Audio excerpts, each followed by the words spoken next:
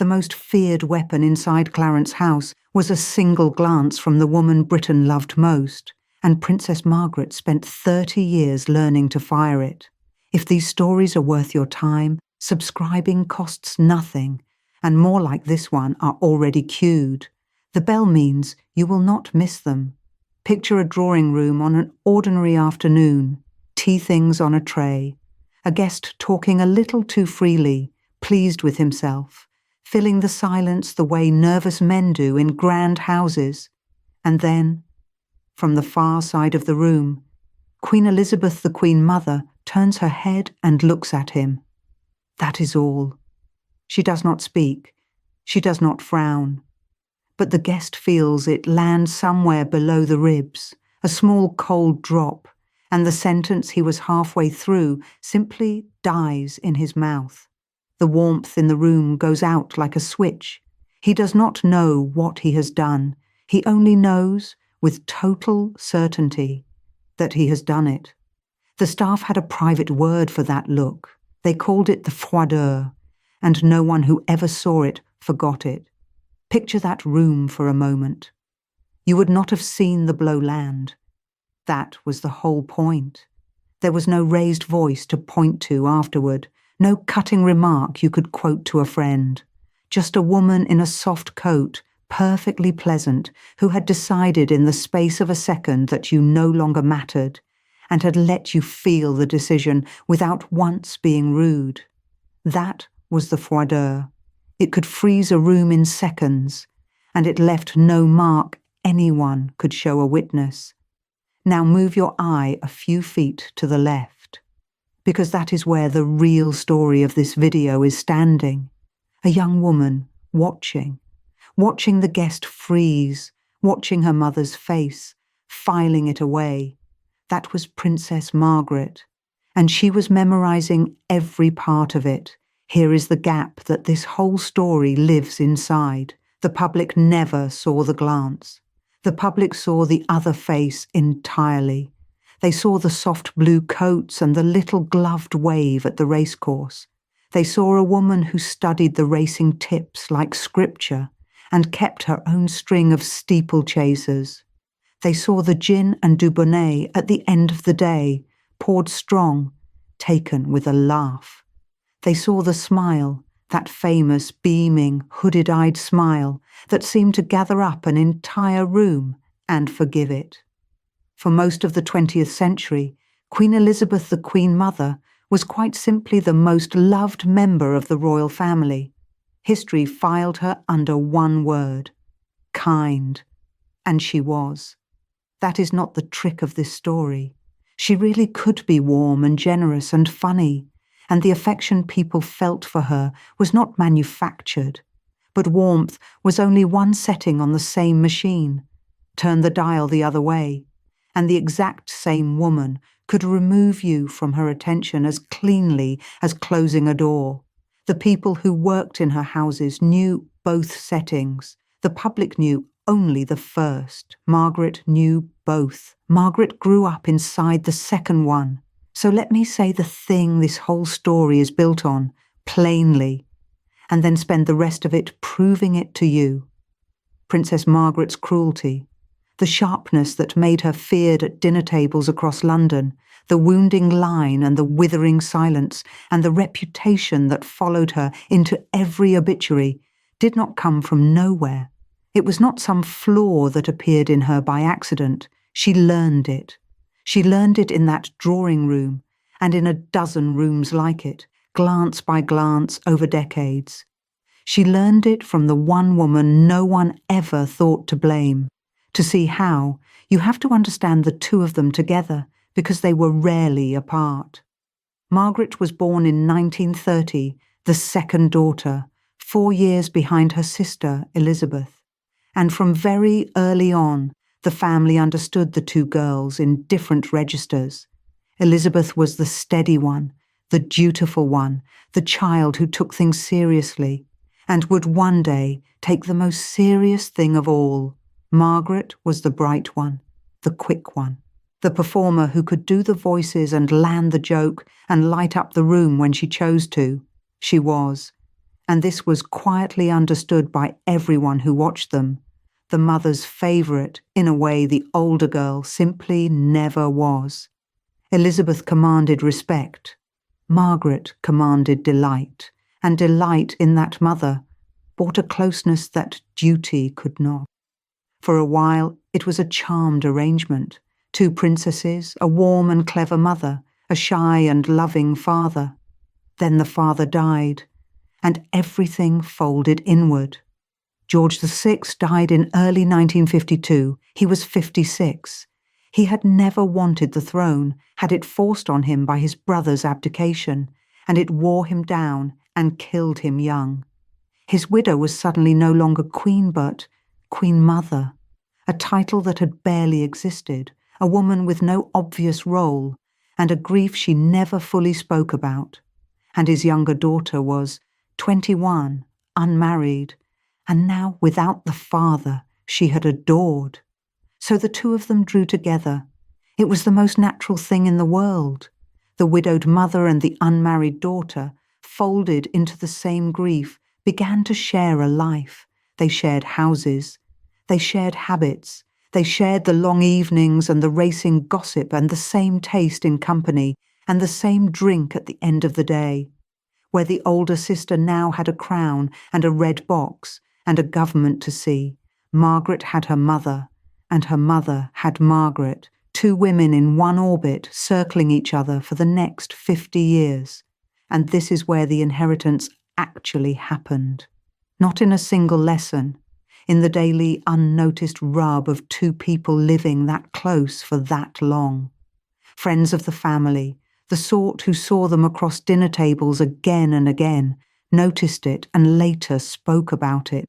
They noticed that Margaret's wit was not just her own. It had her mother's fingerprints on it, the same timing. That trick of holding a pause a half-second longer than anyone expected, so the room leaned in before the line arrived. The same instinct for the wounding remark dressed up as a joke, delivered so lightly that laughing was the only polite response, even from the person it was aimed at. Margaret had studied a master. She had studied her at close range for years, and she had learned the craft down to the smallest gesture. There was even a detail the people around them noticed, a small thing that tells you everything. When Margaret landed one of those lines, when she had just cut some guest down to size with a remark about their clothes or their conversation, her eyes would flick just for an instant toward her mother. She was looking for something, and what she was looking for was a particular reaction, not a laugh, something quieter than a laugh, the faintest possible smile, barely a movement of the mouth, the private signal from mother to daughter that the blow had been well aimed. When it came, Margaret settled. That tiny smile of approval was the reward she had been chasing since childhood, and she chased it at other people's expense her whole life. So you might think this is a simple story. Bad mother, damaged daughter, cruelty passed down like a set of silver. It is not that simple, and the difference between the 2 women is the exact thing that turns this from gossip into something worth 20 minutes of your attention. The difference was aim, and it was deniability. The Queen Mother almost never used her cruelty. That is the part people miss. She had the weapon, she kept it beautifully maintained, and she left it in the drawer for months at a time. When she did take it out, she used it on very few people, and she used it in a way that could never quite be pinned on her. There was no line to quote, no scene to describe. She simply withdrew, or looked away, or cooled by half a degree, and the victim was left with a feeling and no evidence. Ask any of them what she actually said, and they could not tell you, because she had said nothing at all. That was the genius of it. The froideur was cruelty with the fingerprints wiped off. Margaret did the opposite of all of it. Margaret aimed hers everywhere. She fired it in public, at dinners, in front of witnesses, with the whole table watching. She said the actual words out loud, and the words were sharp and specific and quotable, which is exactly why we can still quote them. She did not wait for the rare offence.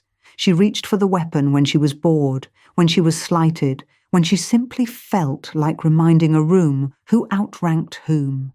And because she said it aloud, in front of people, every single time, the story travelled.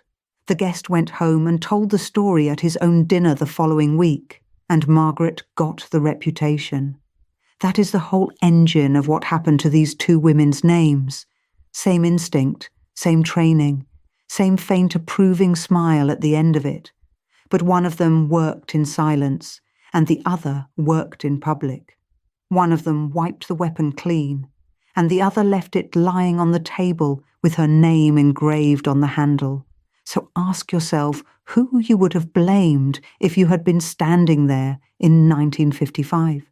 If you had watched Margaret reduce some poor dinner guest to silence, and then watched her glance across the table for that little smile, would you have blamed the young woman who said the cruel thing? Or the serene older lady at the head of the table who had said nothing, who was still smiling gently at the room, who everyone in Britain agreed was the kindest soul in the country? Almost certainly not the mother. Nobody ever did. She was the one woman no one ever blamed. And she had built her reputation for gentleness so completely, over so many decades, in front of so many cameras, that the idea of her as the source of anything cruel would have sounded absurd. That was her armour. The soft coats and the racing and the beaming smile were not a disguise she put on for the public. They were a fortress. Behind it, she could be as cold as she liked, and the country would go on loving her, and the daughter standing a few feet away would go on taking notes. But I have been describing the froideur to you as a look, a glance, a drop in temperature. That is the version the guests felt. It is not the whole method, because the biographers who went back through the accounts of people who worked in her houses found something more precise than a cold stare, and considerably crueler. They recorded one particular thing the Queen Mother did to people she had decided to punish. It was not a look you could catch. It was not a word you could repeat. It was quieter and slower and far more devastating than either, a way of dropping a person entirely that left no fingerprints, no raised voice, and no accuser who could say what had been done to them. It has a name, and once you understand it, you understand every terrible thing Margaret would later do at a dinner table, because the method that left no fingerprints was the one Margaret never quite managed to copy. And it explains everything. The method that left no fingerprints was silence. Biographers recorded how the Queen Mother could drop a person simply by ceasing to notice they existed. And in the world she moved in, that was the cruelest sentence there was.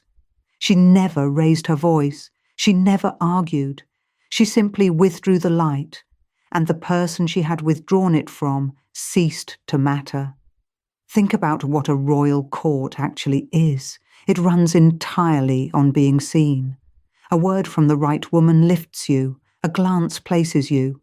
Your whole standing in that room depends on whether the important people register that you are there. So when the Queen Mother stopped registering someone, she was not sulking. She was erasing them. The guests could stay at the party, keep their drink, keep smiling. It made no difference. They had already been switched off. And here is the clever part. No one could ever point at her and say she did it. She had not said a single unkind word. She had not asked anyone to leave. She had simply gone quiet in one direction and warm in every other. That is deniable cruelty. It leaves the victim standing there, humiliated, with absolutely nothing to complain about. Try telling a friend that the most loved woman in Britain destroyed your evening by looking slightly past your shoulder. You would sound mad. That was the mother's signature, silent, elegant, untraceable, and her younger daughter watched it work over and over for years. Now move to 1955. This is where the whole thing goes public, and this is where you can actually see the lesson being taught in real time. Princess Margaret was in love. The man was Group Captain Peter Townsend, a decorated wartime pilot who had served as equerry to her father. He was handsome, calm, 16 years older than her, and utterly devoted. By every account, she loved him back completely. There was only one problem, and it was the problem that swallowed her whole life. Peter Townsend was divorced. To us, that sounds like nothing. In 1955, it was a wall. Margaret's sister was now the Queen, and the Queen was supreme governor of the Church of England, a church that did not remarry divorced people while a former spouse still lived. If Margaret married Townsend, she would have to give up her income, possibly her royal status, possibly leave the country. The government made its position brutally clear. The church made its position clear. The press camped outside every door she owned. So the whole nation held its breath and asked one question. Would she do it, or would she give him up? Watch closely who never actually says the word no. That absence is the entire lesson, because when you go back through those months, you find a strange gap at the centre of the story. Everyone remembers the pressure, everyone remembers the choice, but almost no one who was close to it could point to the Queen Mother sitting Margaret down and forbidding it. That is not an accident. That is the technique. Friends of the family described what happened inside those private rooms, and it was not a shouting match. It was warmth. The Queen Mother did not rage at her daughter or lock the doors. She was loving. She was sympathetic. She listened. And in the same breath, in the same soft tone, she let the weight of the family, the church and the throne settle onto Margaret's shoulders without ever once being the hand that placed it there. Staff at the time noticed the pattern. The Queen Mother would offer comfort and pressure as if they were the same thing, poured from the same cup. She would grieve with Margaret over the impossibility of it, while making the impossibility feel a little heavier each day.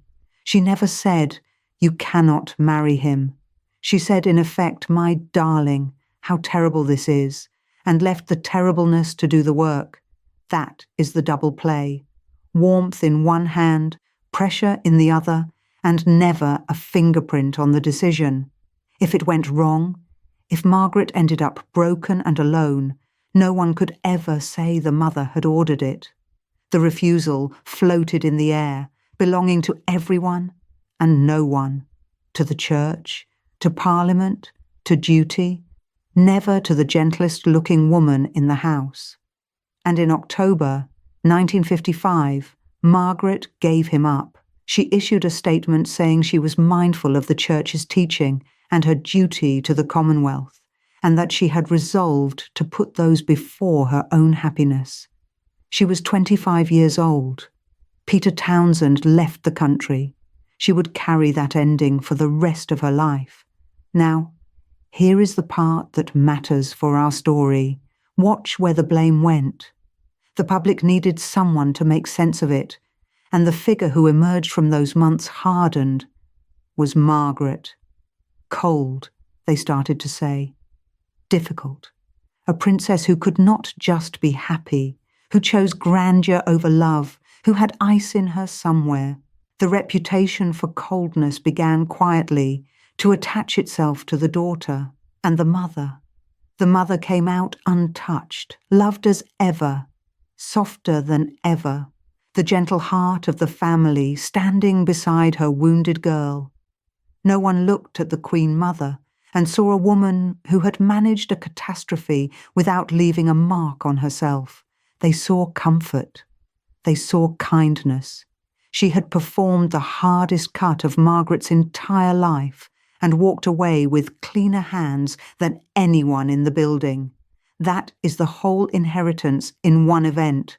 The mother learned that you can end something and never be seen to end it. And the daughter learned it too, standing right there, taking notes she did not know she was taking. To understand how deep that ran, you have to go out to Royal Lodge, the Queen Mother's home in Windsor Great Park. This was where the two of them shared their lives after the king died, a house of racing papers and long lunches and a particular kind of atmosphere the staff never quite forgot. Because the people who worked there described something that most guests never saw. In that house, charm and chill were not two different things. They were the same muscle, the same warmth that could wrap a nervous visitor in total ease could, a moment later, and without any visible change, turn to something that froze. It came from the same place. It flexed the same way. The Queen Mother could make you feel like the most important person alive, and then, with no more effort than a smile fading, make you feel like you had never been born. Warmth and froideur worked from a single set of muscles, and Margaret grew up inside that. Royal Lodge was the classroom. She did not read the technique in a book. She absorbed it the way children absorb an accent, by hearing it every single day, until it became the only way she knew how to speak. The precise timing of a wounding line, the wit that landed like a joke and cut like a blade, the instant switch from delight to erasure. She took all of it in because it was simply the air of the house. And here is the question that starts to itch, the one that changes everything by the end. Why did the mother seem to need this weapon, and Margaret only seemed to enjoy it? Hold on to that, because they were not using the same tool for the same reason. But we will get there. First, the scene that shows the finished product. A former lady-in-waiting told this story years later, and it is small, and it is devastating. A dinner, a formal table, place cards, candles, the usual careful arrangement of guests. One guest at some point said something that displeased Margaret, or simply bored her, or simply existed too loudly, and Margaret dealt with them the way she had been taught, not with a shout, with a line, a single quiet remark about their shoes. That was all it took. A comment about the guest's shoes, delivered with perfect timing, and the whole table understood. The guest understood most of all. There was nothing to say back. You cannot defend your shoes at a royal dinner. The person simply went silent and stayed silent, folded quietly out of the conversation, erased in front of everyone with a single sentence and no visible weapon. And then Margaret did the thing that gives the whole story away. She looked over at her mother. That glance for approval tells you everything.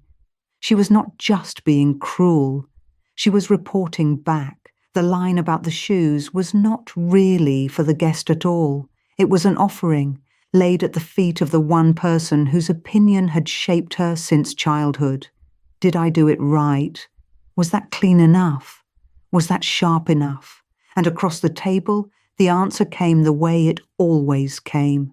Not a laugh, not a word, the faintest possible smile, the approving smile Margaret had been chasing her whole life, arriving like a tiny medal pinned in silence. The lady-in-waiting who remembered it understood what she was seeing. This was not two separate, cruel women. This was a transmission, a mother and a daughter, one performing a skill and one grading it, connected across a dinner table by a technique that had been handed down like a family recipe. The guests sat there in ruins, and the two women shared a private, wordless moment of pride. So look at what has actually happened here. The mother taught the technique, the instinct for the wounding aside, the timing, the switch between warmth and cold, the art of ending someone without seeming to lift a finger. She modelled all of it. But she added one more thing, the most important thing, the thing that protected her for a lifetime. She modelled the deniability. She never let it show in public. She kept the froideur for private rooms and small circles, and she kept the smile for the world. Before we go on, if these hidden corners of royal history are the kind of thing you actually want more of, subscribing costs nothing. And there are more stories like this one already lined up. Hit the bell, and you will not miss them. Now, back to the daughter. Because Margaret mastered the technique completely. Arguably, she mastered it better than her mother, sharper, faster, funnier. But she missed the second lesson, or she refused it. She performed her cruelty in the open, at dinners, at parties, in front of witnesses who went home and told the story. She fired her lines where everyone could see, and she got the reputation to match. That is the difference that decided both their legacies. Same skill, same source. One woman used it in the shadows and stayed a saint. The other used it in the light and became a warning. The froideur that could freeze a room was, in both of them, exactly the same glance. Only one of them was ever charged for it, and you can feel the unfairness of that now, watching the transmission happen scene by scene. Margaret did not invent this coldness. She did not wake up one day and decide to be difficult. She was raised patiently by the most beloved woman in Britain, inside a house where the wounding smile was the family language. She absorbed the blame for a technique her mother perfected and hid. She was the visible one, so she was the guilty one. But it would be too easy to leave it there, with a cruel mother and a copycat daughter, and walk away feeling clever about it, because the more you look at the Queen Mother's steel, the more you have to ask where it came from. A skill that precise, that controlled, that permanent, is not a personality quirk. It was built. It was forged. Something made that woman into someone who needed to be able to freeze a person out of existence and feel nothing. And that is the thing that finally separates the two of them, the thing that turns judgment into something more complicated than blame. Because there is a reason the mother's steel existed at all, and it changes how you judge both women. That glance had been forged in a fight the daughter never had to fight. A real fight, with real stakes, against a real enemy. There was a divorced American woman the Queen Mother blamed for everything that had gone wrong in her family, blamed with a cold, unbending certainty from the day it began until the day she died. The froideur was not born at a dinner table. It was born in a crisis that nearly destroyed the throne. To understand the cruelty, you first have to understand the war that justified it. The war was the abdication. The divorced American woman was Wallis Simpson, and the Queen Mother, then still the Duchess of York, blamed her for everything until the day she died. It began in 1936. Edward VIII, the eldest son, the Golden King who had never yet been crowned, chose a twice-divorced American over the throne. He would rather have the woman than the crown. And when he walked away, the crown did not vanish. It landed on his younger brother.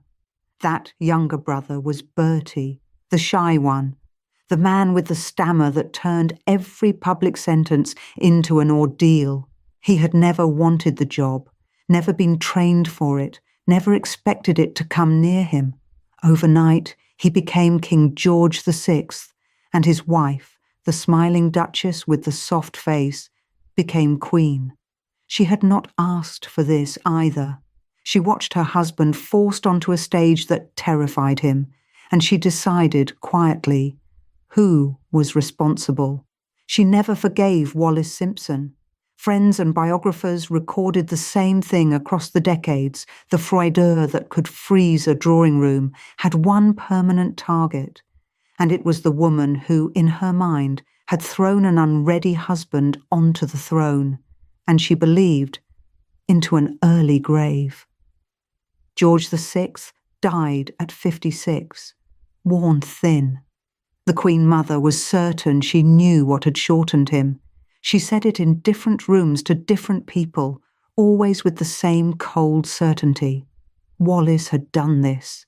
So when you look for the origin of that glance, you find it here, in the humiliation of 1936, in the sound of her husband fighting his own throat in front of a microphone.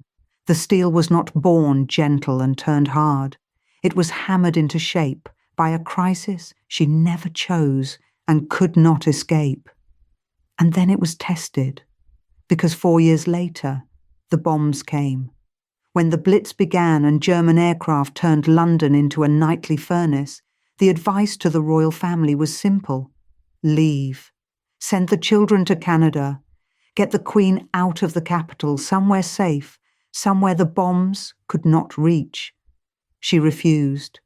The line attributed to her afterwards became one of the most famous things she ever said. The children would not leave without her. She would not leave without the king. And the king would never leave. So they stayed. She walked through bombed streets in her soft coats and her careful smile, stepping over broken glass and brick dust to stand in front of people who had lost their homes overnight. When Buckingham Palace itself was hit, she said she was almost glad, because now she could look the East End in the face. That was not a soft woman being sweet. That was a woman using every ounce of the steel she had in public on purpose, as a weapon aimed at a nation's fear. The charm and the chill were the same muscle, and during the Blitz, she flexed it to hold a country together. Think about what that does to a person. She had already learned in 1936 that the world could put an unbearable weight on you without asking. Then for years, she stood in a capital that might not survive the night, and she made herself unbreakable because breaking was not allowed, not for her, not then. The whole point of her was that she did not flinch. Millions of people watched her not flinch, and it steadied them. That steel had a job. It carried a frightened king. It carried a bombed city. It was real, and it was earned, and it saved things that mattered. And then, in 1952, the last piece of the armour clicked into place. Her husband died. The man she had protected, the reluctant king she had steadied through the worst decade of the century, was gone at 56. She was widowed, still only in her early 50s, with decades of life stretched out in front of her, and the person she had built her steel to shield now lying in state. Grief finished the work that the abdication and the Blitz had begun. The froideur that staff described in the years after, the glance that could drop a guest to silence across a room at Clarence House, was the residue of all of it. A woman who had genuinely, repeatedly, needed to be unbreakable, and had become exactly that, because the alternative had never been offered to her. Now hold that beside her younger daughter. And here is where the whole thing turns, because Margaret inherited the weapon. She copied the timing, the wit, the wounding aside dressed as a joke, the ability to end a person with silence. A former lady-in-waiting watched her reduce a dinner guest to nothing with a line about their shoes, then glance at her mother for the faint approving smile that always came. Margaret learned every stroke of it. She got the sword, polished, perfect, handed down glance by glance across the years they spent close inside their shared grief. What she never got was the war. Here is the part that should stop you. She was given the sword and never handed the reason to carry it. Margaret was not the queen who faced down an abdication. She was 6 years old in 1936, a child watching the adults' faces change. She did not stand in a bombed capital and hold a nation's nerve. She did not lose the husband she had spent a decade shielding. She inherited the exact instrument her mother had forged in fire, but the fire was never hers. The role that had demanded steel of the Queen Mother demanded nothing of the kind from her younger daughter. Margaret was the spare, the bright one, the favourite. She had the weapon and no battlefield to point it at, so she pointed it at dinner guests, at people's shoes, at anyone who displeased her in a drawing room. The same cold precision that had steadied a country under bombs became, in the daughter, a party trick that frightened the people around her. Not because Margaret was born crueler than her mother, because she had been trained by someone who needed to be unbreakable for a life that never once required her to break anything at all. That is the difference the public never saw. The mother's chill had a purpose that the century recognized and rewarded. The daughter's chill had the same shape and no purpose left, and the century punished her for it. Same muscle, same glance. Two completely different verdicts. And this is the thing the title has been promising you all along. So let me say it plainly. The cruelty was real. Nobody who felt it doubted that. But it was taught. Every wounding line, every freezing silence, every approving glance sought and received, was a lesson passed from one woman to another in the houses they shared. And the teacher was the gentlest-looking woman in Britain, the one with the soft blue coats and the racing tips, and the smile the whole nation adored. And she was never once charged for the lesson. Margaret was the echo. She was not the origin. The origin was standing a few feet away the entire time, smiling. That is the gap. On one side, the image, the beloved Queen Mother, warmth itself, the gentle heart of the family. On the other, the reality that staff and friends and biographers all quietly recorded. A woman whose steel could freeze a room, who could erase a person by simply ceasing to see them, and who taught her favourite child to do the same. History filed the mother under kind and the daughter under cold. The people who stood in both their rooms knew those were the same woman's glance, worn on two different faces, and then the timing of their deaths sealed the myth so neatly it almost looks designed. Margaret died first in the early days of 2002. Her health had failed for years, a series of strokes leaving her diminished, and when she went, the obituaries reached for the words the nation had settled on long before: difficult, imperious, cold, the princess who never quite behaved, who wounded people at dinner, who had a sharpness nobody could excuse. That was the file she was buried in. The public knew exactly how to feel about Margaret, and it felt it without hesitation. And then, 7 weeks earlier is the wrong way round, so let me be exact. Margaret died in February. Just 7 weeks later, at the end of March 2002, the Queen Mother followed her daughter into the grave at 101, and the words that greeted her death were the opposite of everything said about Margaret. Her warmth was called the beating heart of the family. Crowds queued for hours to file past her coffin. She was mourned as the last great symbol of the wartime spirit, the gentle one, the soul of the monarchy. The nation grieved her the way you grieve a saint. 2 deaths, 7 weeks apart. 2 women who had shared houses and habits and the very same glance. And the country looked at them and reached 2 verdicts that could not have been further apart. It blamed the daughter and it canonized the mother. It carved Margaret's coldness into her headstone, and it wrote the Queen Mother's warmth into the national story. The one who had forged the steel was remembered as softness itself. The one who had merely inherited it was remembered as the cruel one. Before we close the circle, one small thing, because these stories only reach you if the channel keeps making them. If this account has been worth your time, subscribing costs nothing, and there are more like this one already queued. The bell notification is the part that matters, because it means you will actually see them when they land. Then we go back to the room, because there is one image left to settle.